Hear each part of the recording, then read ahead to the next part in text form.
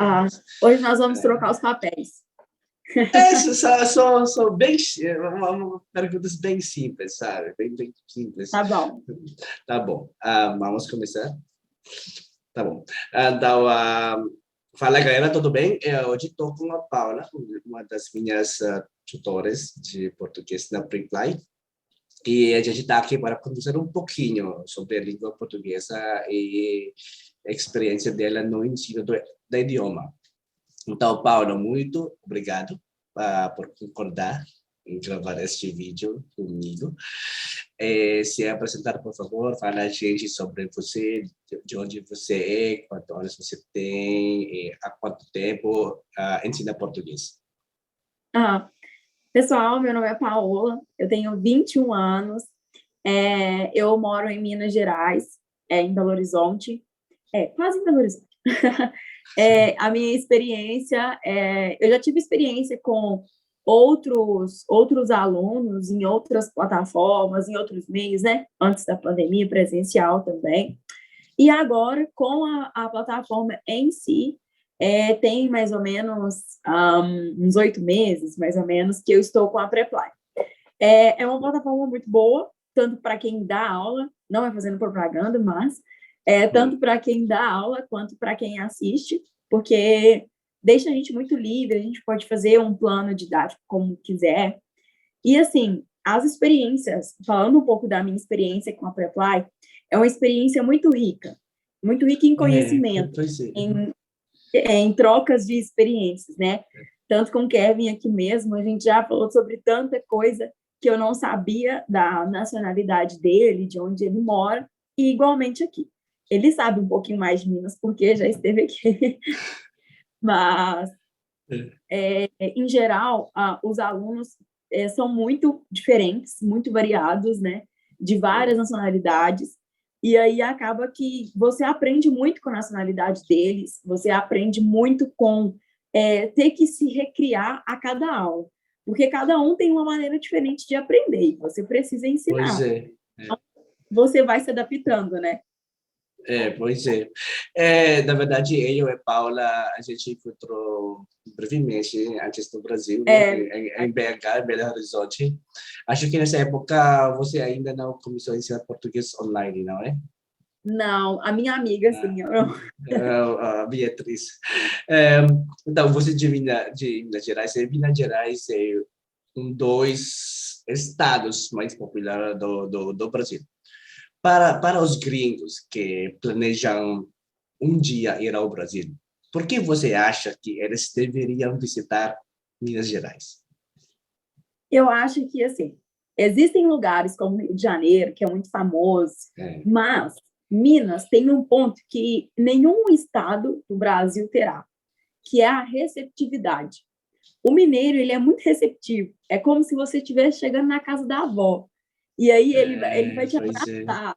É verdade. E as belezas de Minas são paradisíacas. As comidas também são muito boas. São comidas tradicionais. Então, tem prato mineiro, que você pode comer em outros estados, mas não vai ter o tempero de Minas. Além do pão de queijo. Além de pão de queijo. O pão de queijo é internacional, assim, é muito bom. Igual eu disse mesmo, as cidades históricas, Kevin conheceu uma delas, maravilhosas. A beleza em si é algo, assim, que não tem como mensurar, sabe? É muito bonito mesmo.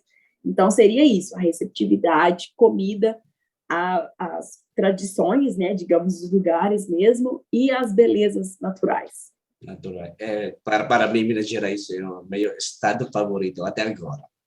Claro que isso posso dizer, isso porque visitei apenas 3 estados no Brasil. Não, mas por exemplo, mas como você falou, você tem boas comidas, natureza é maravilhosa, e as pessoas são mais amigáveis. Quer dizer, a maioria dos brasileiros, quer dizer que a maioria dos brasileiros são amigáveis, mas os mineiras são um pouco especial por mim. Acho que para outros gringos que planejam visitar algum dia aqui, sabe? Então, minha pergunta é, você mora em uma cidade grande, como Belo Horizonte, sabe? Então, há muitos gringos aí, ou você costuma ver estrangeiros na BH? Como que é? Então, não muito. Por quê? Belo Horizonte, né, Minas Gerais em si, não é uma cidade que é muito turística pelos gringos, né? Por quê? Quando a pessoa vem para né, para o Brasil em si, ela vem ou a trabalho, que ela vai para São Paulo, É, ou ela vai para curtir, que ela vai para o Rio, que é, é, assim, cartão postal do Brasil. Então, aqui a gente vê, mas em geral, por exemplo, a gente pode ver em alguns pontos específicos. Por exemplo, em eventos internacionais, que aí você realmente vai ter alguém, ou, por exemplo, em cidades históricas, você tem o costume de ver muitas pessoas. Em lugares igual a Pampulha, é um cartão postal de Belo Horizonte, a igrejinha da Pampulha. E talvez lá você possa encontrar muitos gringos.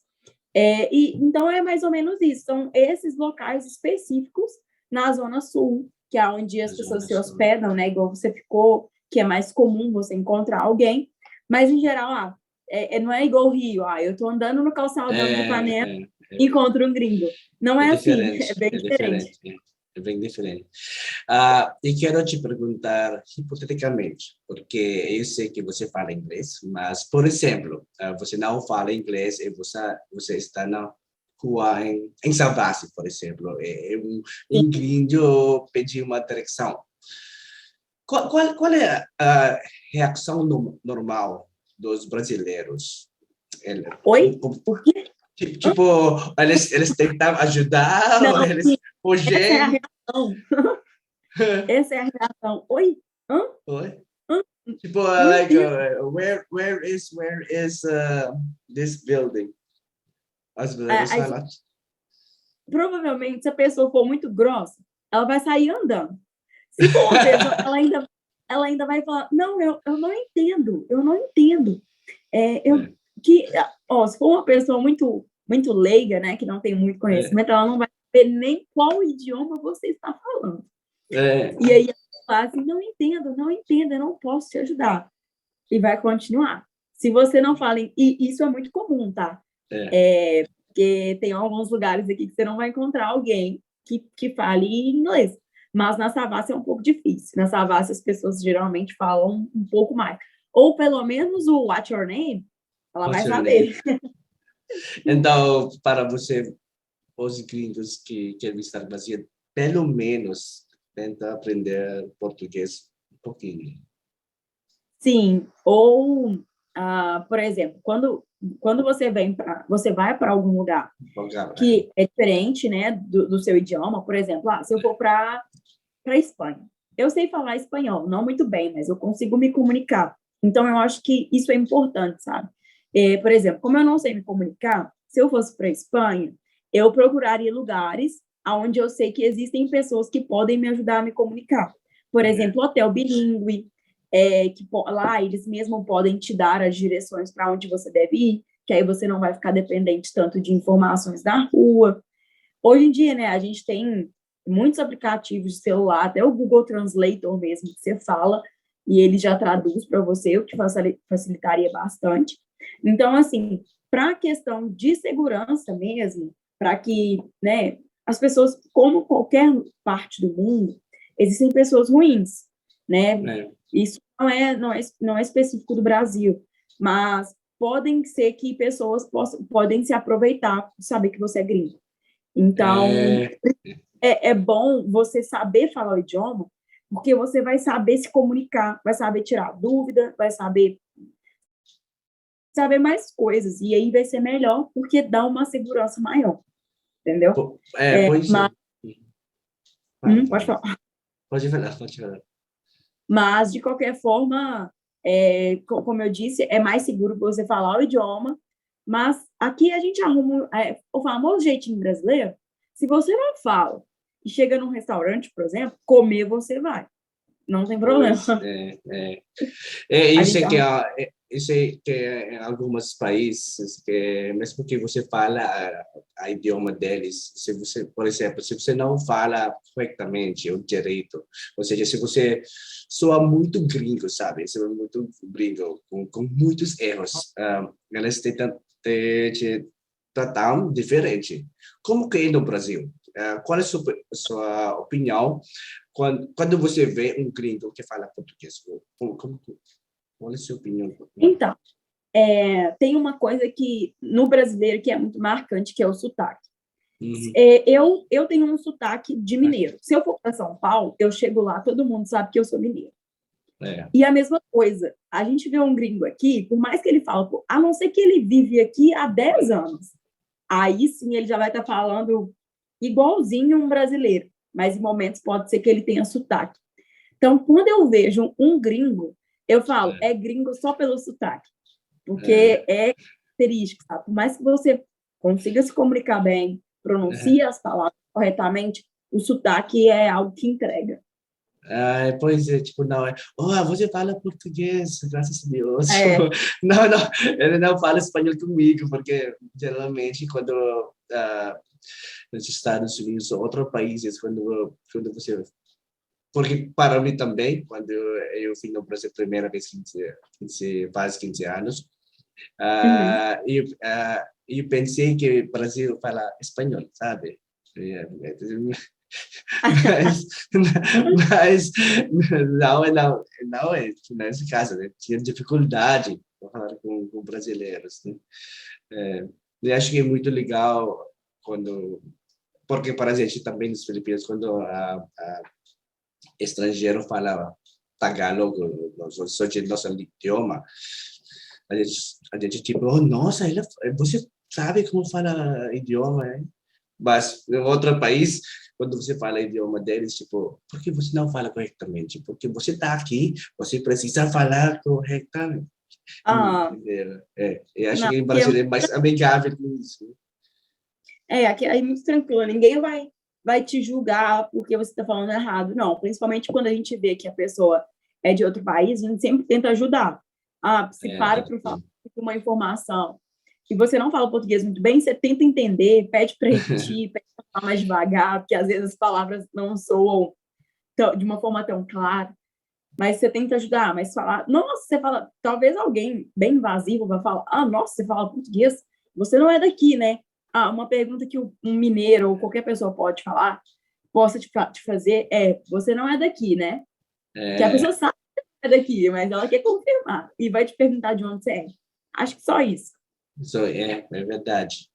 Então, a outra pergunta, conte-nos, conte a gente, porque acho que já falou, mas por que você decidiu ensinar português online? Então, eu já tive a experiência antes e o principal é lidar com pessoas e literalmente se reconhecer, se moldar a cada instante.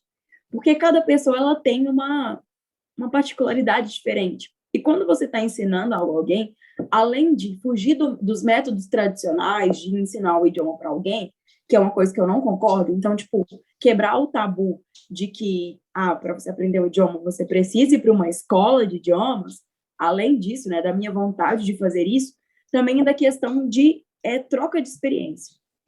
Hoje eu sei, qualquer cultura que você me falar, eu vou saber, da África à Europa, que eu já tive alunos de todo jeito. E aí a gente fala muito sobre cultura. Cultura por exemplo, vou te dar um exemplo clássico aqui. Eu descobri que no Ano Novo, no Natal, as pessoas da Espanha, né, não sei se é espanhóis, né, digamos assim, eles comem 12 uvas nos últimos 12 segundos. É verdade, eu fiz isso no ano passado. É muito diferente, sabe? E que quando eles querem, por exemplo, viagens para o outro ano, né? Eles andam rodeando a casa com uma mala de viagem. E eu falei, gente, nossa, isso é meio louco, sabe? Tipo, você não precisa estar lá para saber a cultura. Então, essa troca de informações, de vivência, de experiências, é algo que dinheiro nenhum paga. é assim, incrível, e eu gosto muito disso. Então, um dos motivos também. É legal, hein? Quanto tempo você ensinou de novo? 8 meses, você falou? É mais ou menos uns 8 meses na plataforma. Hoje, é. Porque eu sei que porque agora você deu muitas aulas agora, Sim. mas eu sei que muitos tutores ou professores estão lutando para conseguir alunos, né? Então, manter alunos. O que você Aham. acha que um professor deve fazer para manter o aluno interessado em aprender um idioma como português? Uhum. Eu acho que igual eu disse, sabe? É uma via de mão dupla. O primeiro ponto, né? O aluno, ele realmente tem que ter o interesse em É, aprender o idioma. Se a gente já pois tem o é. primeiro ponto, a daí em diante é realmente com o professor. E de professor para professor, eu diria que entenda o que o aluno precisa. Entenda quais são os pontos fracos que ele tem e que ele queira melhorar. E a partir disso, você vai saber em quais pontos tratar com ele para que fique um pouco mais interessante. Agora, para ficar realmente interessante, para que ele queira fazer aulas com você e que as aulas realmente sejam leves, entenda o que ele gosta. O que você gosta, por É, exemplo? Quais são os assuntos que você gosta de tratar? Por quê? A gente consegue ensinar português falando sobre algo que a pessoa gosta. Eu tenho um aluno que é criança, que ele gosta de falar de Lego. Então, todas as minhas atividades são relacionadas com Lego ou com jogos de colega. criança.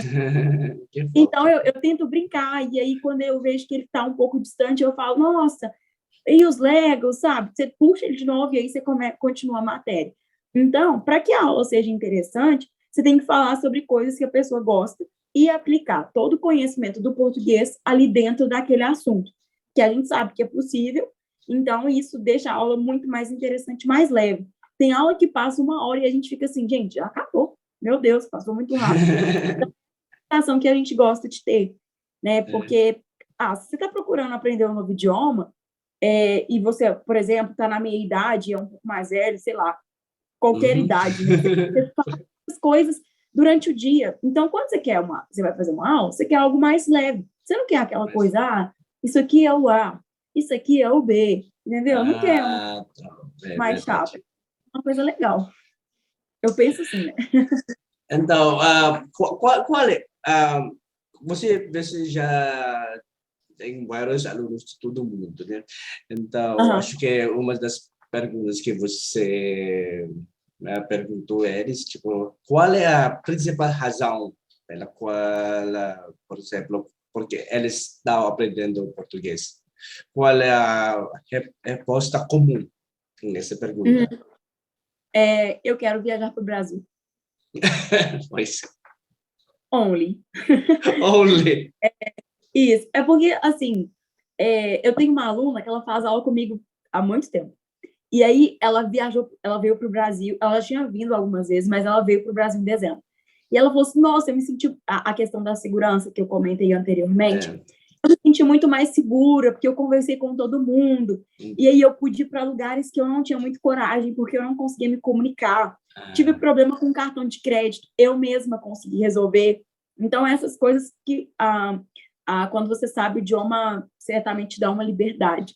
Mas, em geral, a resposta é: eu quero conhecer o Brasil. A outra clássica: meu namorado ou minha namorada é é brasileiro. brasileira. Outra clássica que eu ouço muito.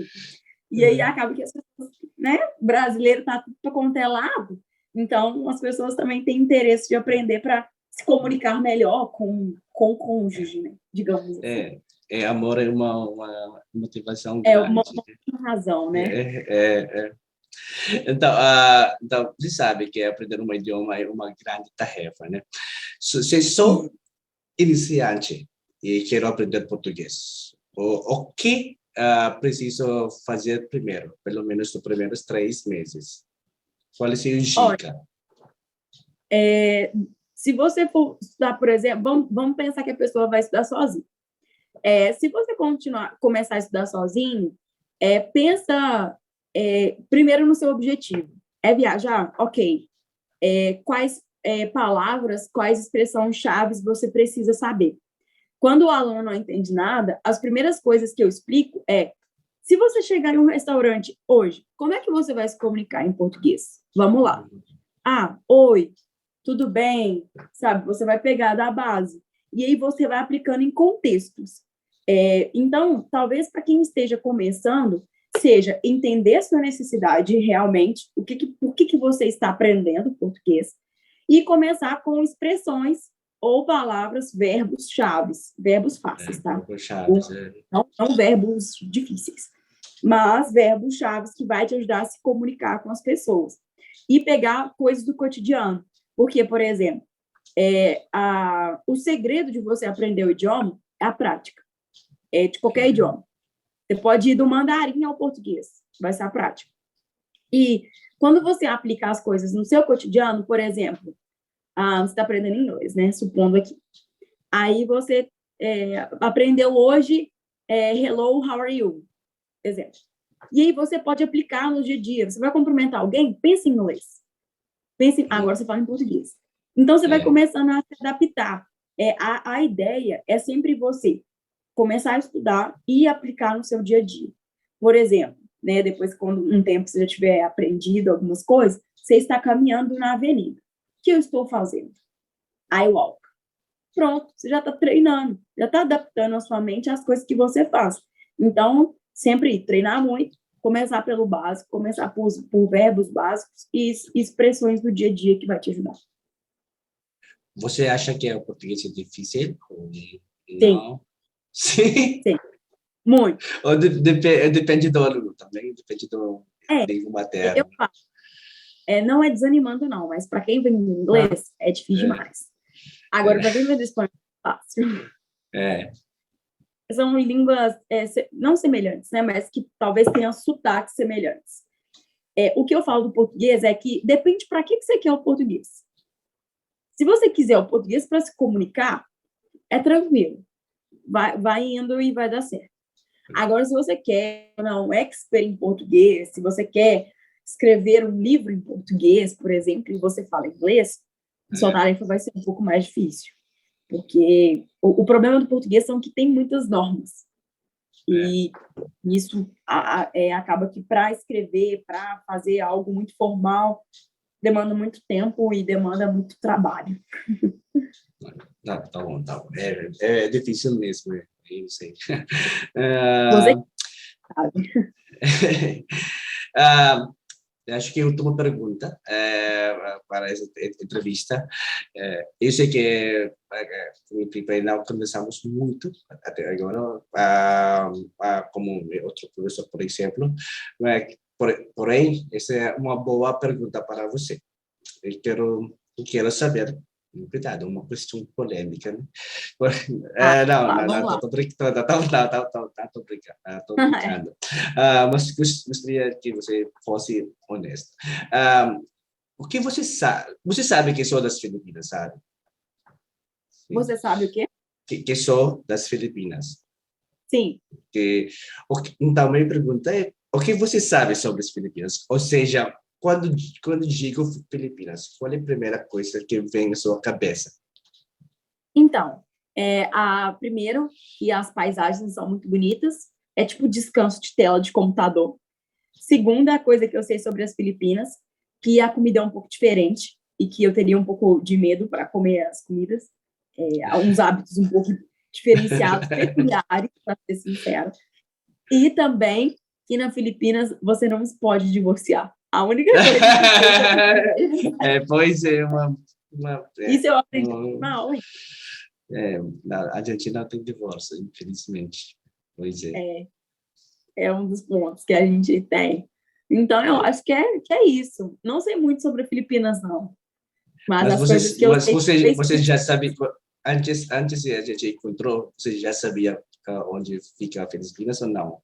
Tipo, não. Não, tipo, fica no Europa ou Ásia? Uai, aonde fica esse trem? Bem isso, mas acaba que, por exemplo, a troca de cultura, né? Na última aula a gente falou muito sobre a cultura das Filipinas. Falei superficialmente aqui, né? Mas a gente falou sobre a questão de como funciona, né? Como funciona a questão de quando você precisa divorciar e você não pode. Então, um pouco dos hábitos, né, das pessoas que vivem nas Filipinas, acaba que eu abstraí isso, né, peguei isso da última aula, então foi muito bacana. Coisas que eu não sabia. Pois é. Então, são isso sobre não, de entrevista, né? Então, muito obrigado por estar aqui comigo, Paula. Foi um prazer entrevistar você e agradeço por concordar com isso e compartilhar o seu conhecimento. Um grande abraço, Paula. Para você, prazer é meu em fazer parte do seu canal, desse vídeo. E é isso, gente. Aprenda o português, é bom. Muito obrigado.